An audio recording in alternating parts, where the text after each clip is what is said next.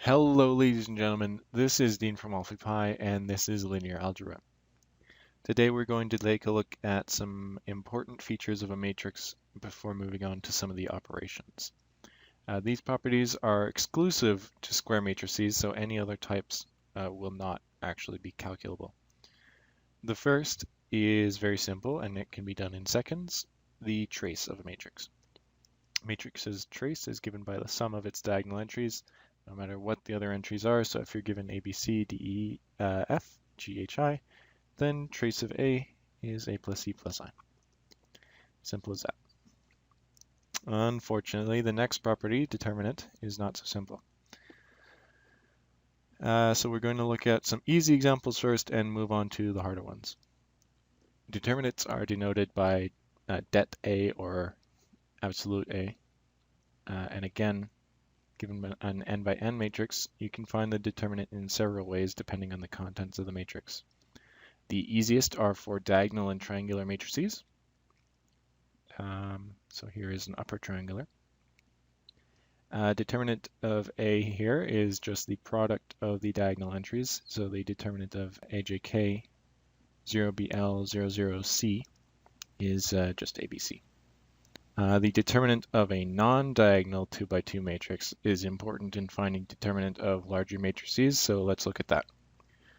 Given 35, 7, 3, 1, matrix calc says that this determinant is 14. So can we come up with a solution, or a formula rather, to solve this? And we can, and it comes from the product of the diagonal entries minus the product of the non-diagonal entries. So in this case, in general, that is, we have AD minus BC. Combining the two gives a little shortcut if you can formulate a large matrix into a diagonal or triangular matrix with smaller matrices as its diagonal entries. To see this, we'll look at this general one here. An upper triangular works just as well. And the determinant is the product of these two square matrices, or in other words, AD minus BC times EH minus FG. And you can extend this to 1 by 1 matrices to see how we get this diagonal product in the smaller ones. But what if you have a large non-diagonal matrix? At that point, it gets a little more complicated, quite a bit actually, and requires what's known as cofactor expansion. This requires summing several determinants and using matrix entries as coefficients. So the first thing you should do is identify rows or columns with as many zeros as possible. If there aren't any, it's okay. It just takes a little more time. Once you've picked a good row or column, record each entry separately and multiply it by the determinant of what's called a minor matrix, which is the original matrix with the row and column containing an entry taken out, which reduces the size. This is why zeros help, as the product of that entry will be 0. The sign of the coefficients is something to factor in as well, and that's determined by a checkerboard of positive and negative, which is the same as taking -1 to the power of the sum of the entry's coordinates. However, at that point, you still need to find those determinants, and you keep going until you have 2 by 2 matrices. You can see that as a matrix becomes larger, this becomes increasingly difficult. And generally, you won't see things much bigger than 5 by 5 to be done on hand.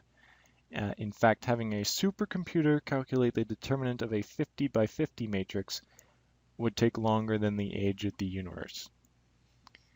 Therefore, we're going to look at a generous 4 by 4 matrix for an example. The first row has a lot of zeros, so we'll use that one. And that gives us 2 times its minor, and 3 minors multiplied by 0. So we're essentially just finding the determinant of this 3 by 3 matrix, doubled. Looking at this one, there aren't any rows with 0, but the bottom has some low numbers. And these give us these minors and how to get them. And here you can see how I've summed the coordinates, which if it's even, like these two, then it's plus, and if it's odd, then it's minus, as putting -1 to a power works. Simplifying these gives 96 because then put them each to these coefficients, and then double it and you have 96.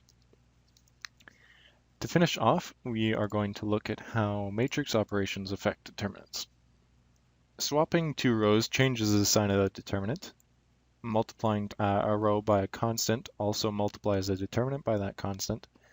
And adding a multiple of one row to another actually doesn't change it at all. Using these, you can calculate the determinant of a complicated matrix if you know a simple related matrix. And that is all you need to know for now for how to calculate determinants. And we'll see this used soon.